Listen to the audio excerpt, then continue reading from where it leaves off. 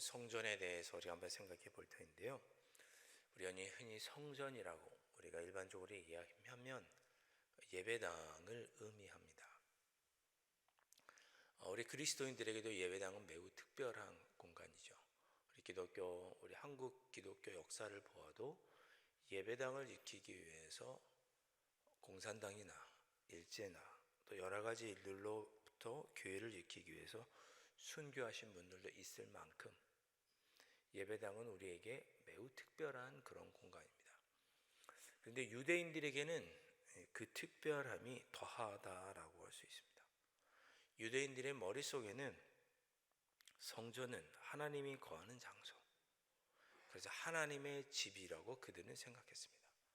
성전은 하나님께서 거하시는 하나님의 집이다. 하나님은 거룩한 분이시죠.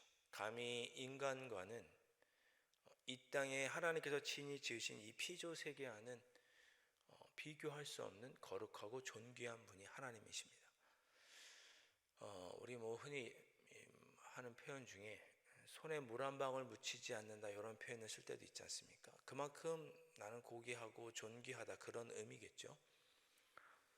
하나님은 마치 이런 표현을 쓸 수 있을 만큼 우리가 이 땅의 것들에 매여 있지만 하나님은 이 땅의 것들에 조금 더 매여 있지 않는 거룩하고 존귀하신 분이 하나님이십니다.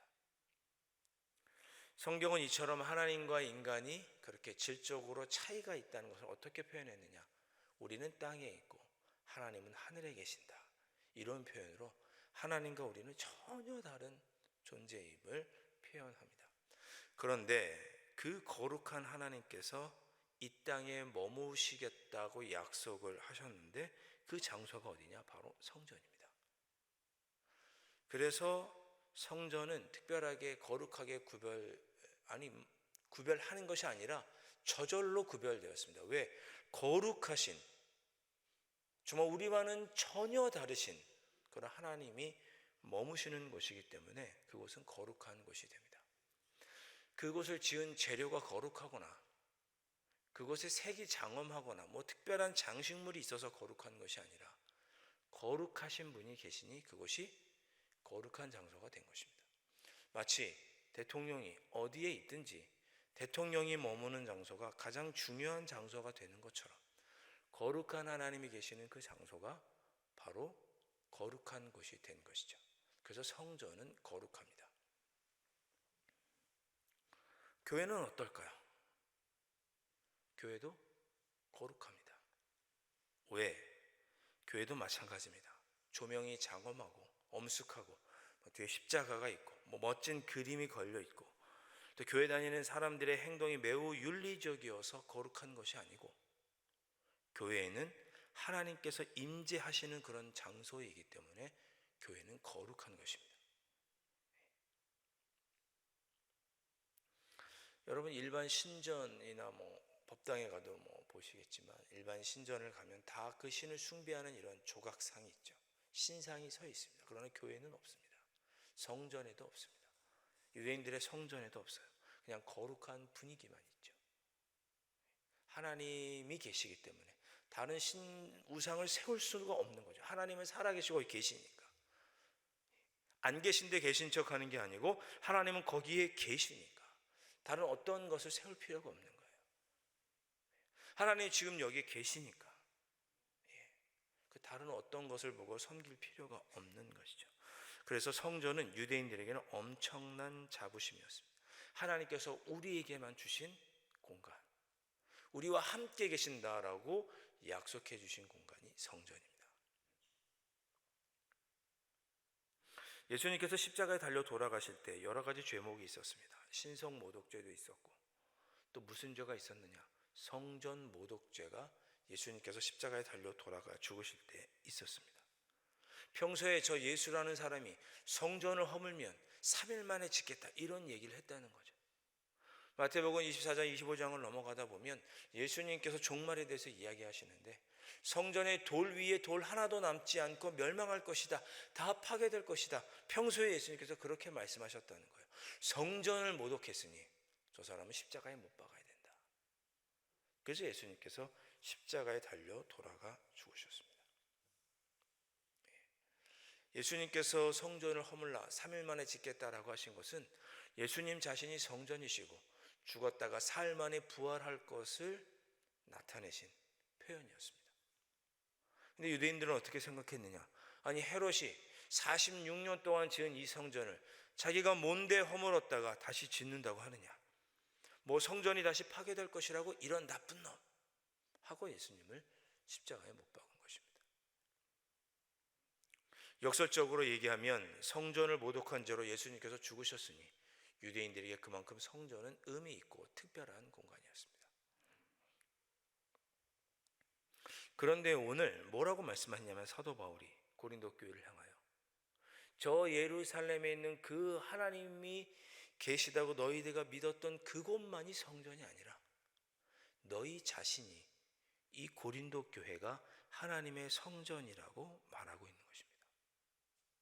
유대인들에겐 특별한 그 공간, 성전이 그곳에만 있는 것이 아니라 여기 이 땅, 죄가 가득한 이 고린도 땅에도 바로 이 고린도 교회가 이 안에 있는 너희들이 하나님이 거하시는 성전이라고 이야기하고 있는 것입니다.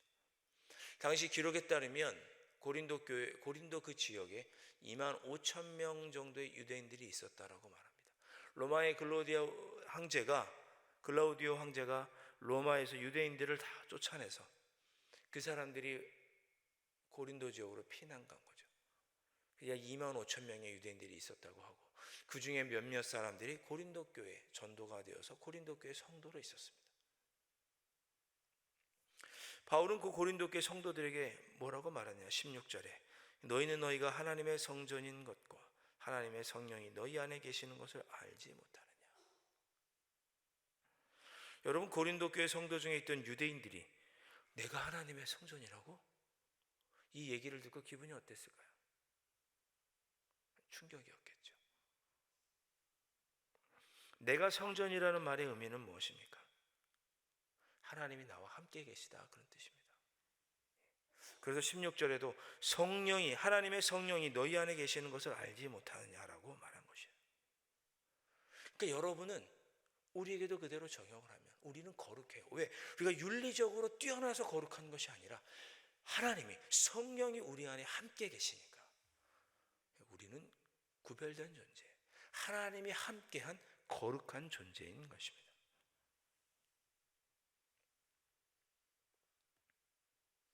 더 이상 성전은 저 멀리 유대 땅에만 있는 것이 아닙니다. 그리스도인들이 성전이고 그리스도인들이 모인 이곳이 하나님께서 거하시는 성전입니다. 요한복음 16장 8절에 보면 이런 표현이 있습니다. 우리 많은 분들이 내가 정말 성령을 받았나, 늘 이것을 걱정하고 고민하시는 분들이 계세요. 왜? 우리는 환상을 보는 그런 은사도 없고, 뭐 그런 은사가 있으신 분도 있지만 방언도 못하고, 예를 들면 예언도 못하고, 순교할 그 능력도 없고, 내가 살아가는 삶의 모습을 보면 그렇게 주님의 뜻대로 온전하게 살아가지 못하는 것 같으니 나 자신을 향해서 내가 정말 성령의 하나님이 나와 동행하실까, 이런 의심이 늘 들 때가 있습니다. 종종 그런 의심이 들 때가 있어요. 저도 목회자지만 그런 생각이 들 때가 있었습니다. 요한복음 16장 8절과 9절에 보면 이런 말씀을 예수님께서 직접 하십니다. 성령이 아니고는 죄를 깨달을 수 없다. 예수님께서 직접 하신 말씀이에요. 여러분이 여러분 자신을 돌아보아서 내가 왜 이렇게 주님 뜻대로 살지 못하지? 나는 왜 이렇게 죄인이지? 나 같은 죄인을 구원하여 주신 주님 감사합니다, 이런 고백을 여러분들이 하신다면, 성령이 아니고서는 이런 고백을 할 수 없으니 여러분은 성령이 여러분들과 함께 계신 것입니다. 여러분 마음속에 내가 왜 주님의 뜻대로 살지 못할까, 나는 왜 여전히 죄악의 굴레에 있을까, 이런 생각이 들고, 나 같은 죄인을 위해서 왜 주님 십자가에 달려 돌아가 죽으셨는지 알고 여러분이 감격하신다면 성령이 아니고는 죄를 깨달을 수 없으니 성령이 여러분들에게 함께 하시는 것입니다. 고린도전서 12장 3절 이하의 말씀을 보면 성령이 아니면 예수를 주로 고백할 수 없다라고 말씀합니다. 여러분이 예수님을 나의 구주로 고백하신다면 성령이 여러분들과 함께 계신 거예요. 성령이 여러분들과 함께 계시다면 여러분은 성전이에요. 성령이 함께 계시니까. 하나님의 성령이 하나님의 전인 것과 하나님의 성령이 너희 안에 계시는 것을 알지 못하느냐. 그러니까 여러분은 하나님의 성전이세요.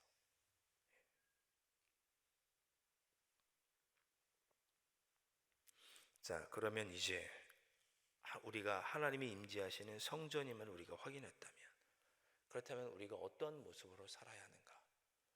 고린도 교회 성도 한 사람 한 사람이 성전이고, 고린도 교회가 성전, 하나님이 거하시는 성전이라면 고린도 교회는 어떤 모습이 되어야 되고, 고린도 교회 성도들은 어떤 삶을 살았어야 하는가? 사도 바울이 권면하는 내용이 17절 이하의 말씀에 나옵니다. 17절 말씀, 누구든지 하나님의 성전을 더럽히면 하나님이 그 사람을 멸하시리라.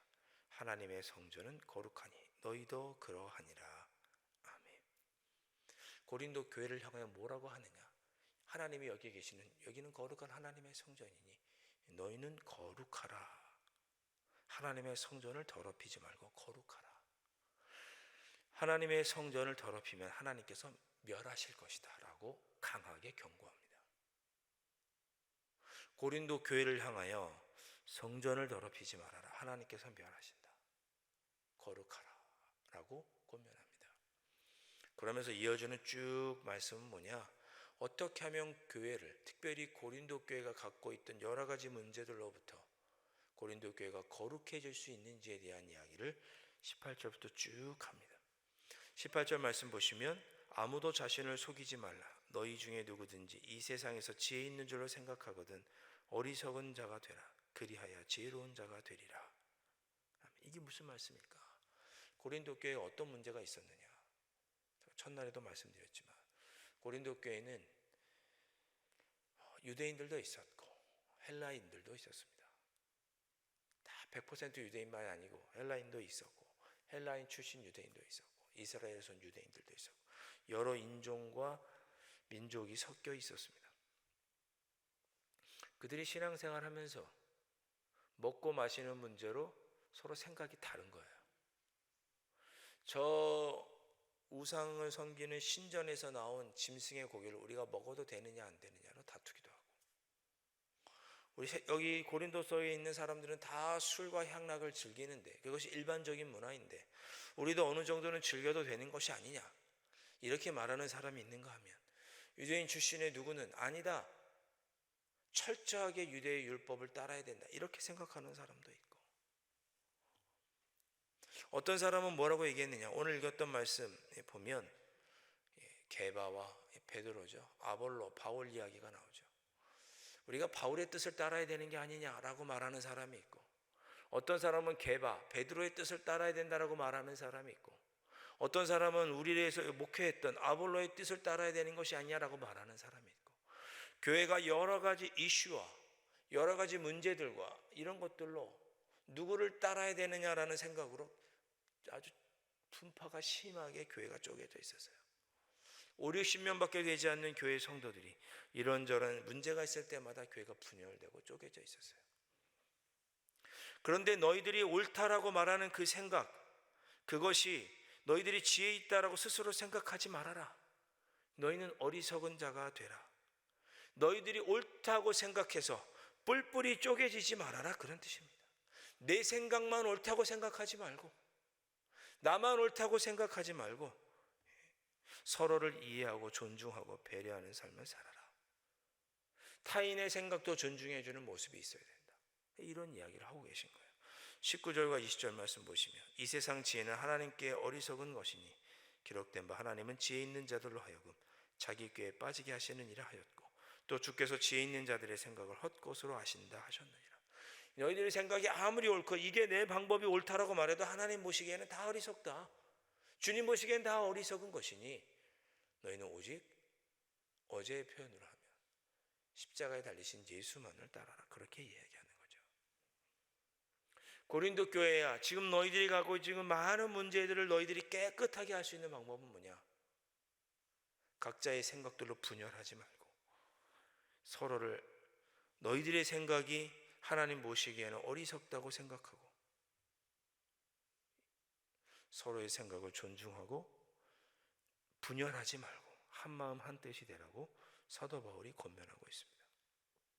그리고 어제 말씀대로, 2장의 말씀대로 하면 오직 십자가에 달리신 예수 그리스도만을 생각하라고 권면하는 것이죠. 그렇게 하면 교회가 거룩해질 수 있다는 뜻입니다. 고린도 교회가 별걸로 다 싸웠어요. 결혼을 해야 되느냐 말아야 되느냐, 헌금을 해야 되느냐 말아야 되느냐, 예루살렘 교회를 위해서 은사를 갖고 이렇게 써야 되느냐 저렇게 써야 되느냐, 여자들이 교회에서 면사포를 써야 되느냐 말아야 되느냐, 수건을 써야 되느냐 말아야 되느냐, 별 문제를 가지고 다 교회가 분쟁이 심했던 거예요. 하나님께서 원하시는 것도 아니다. 그런 일이 있으면 교회가 더러워지는 것이다. 그러니 그렇게 그런 모습으로 섬기지 말고 사람을 자랑하지 말라, 21절에 표현하죠. 각자의 생각과 내가 따르는 사람의 생각, 그 사람들을 자랑하지 말고, 즉 교회의 주인 되시는 그리스도, 그 주인 되시는 그 하나님만을 섬길 것을, 그것이 바로 교회가 거룩해지는 방법이라고 알려주고 있습니다. 우리 강남제일교회도 거룩해지는 방법이 무엇일까요? 서로의 생각이 다양한데 서로의 생각을 존중하는 것입니다. 내 생각만 옳다고 주장하지 않는 것이죠. 우리의 생각이 하나님의 생각보다 뛰어날 수 없고 십자가에 달리신 예수 그리스도보다 뛰어날 수 없고, 그러니 서로의 생각을 존중하는 모습, 오직 그리스도와 하나님만을 머리로 하는 삶을 살 것을 권면하면서 그런 모습으로 살아갈 때 교회는 거룩해질 수 있다, 이렇게 권면하고 있습니다. 자, 교회는 이런 모습으로 거룩해질 수 있다면 그러면 각자는 어떤 모습으로 살아갈 때, 우리 개인들은 어떤 모습으로 살아갈 때 거룩할 수 있을까? 여러 가지 이유를 들 수 있겠지만 저는 오늘 말씀에 비추어서 우리 함께 기도하기 원하는 것, 성령이 우리와 함께 계시다는 생각을 가지고 우리가 살아갈 때 우리가 주님 앞에서 거룩한 모습으로 살아갈 수 있게 되리라 생각을 합니다. 어렸을 때 한번 이런 얘기를 드렸던 기억이 나는데요. 동네에 있는 형들이 교회를 다닌다는 이유로, 교회를 다니는 목사님 자녀라는 이유로 저와 제 동생을 그렇게 좋게 대해주지 않았습니다. 맨날 놀리고 그랬어요. 하루는 동네에서 교회를 다니는 이제 교회에 다니는 우리 이제 주일학교 같은 아이들이랑 같이 놀았죠. 구슬치기를 하든지 딱지를 치든지 놉니다. 그러면 동네에 교회를 나오지 않는 애들과도 구슬을 치다가 제가 그 구슬을 다 따잖아요. 그럼 그 애가 형을 데리고 와요. 다 뺏기는 거예요. 교회 다니는 애니까 친하지도 않고 딱지 치다가 이러면 형을 데리고 와요. 그럼 다 뺏겨요. 야, 갖고 와 그거. 동생 주면 뭐 어떻게 얘기하겠어요? 고등학생 형이 오는데. 이상한 게 저는 어렸을 때부터 형 있는 사람이 그래서 부러웠어요. 누나 있는 사람이 그렇게 부러웠어요. 제가 맞이거든요. 제 남동생이 하나 있고. 나도 저런 형이 있으면 좋겠다. 내가 딱지 다 잃었을 때, 구슬 다 잃었을 때 챙겨주는 형이 있으면 좋겠다. 얼마나 든든할까.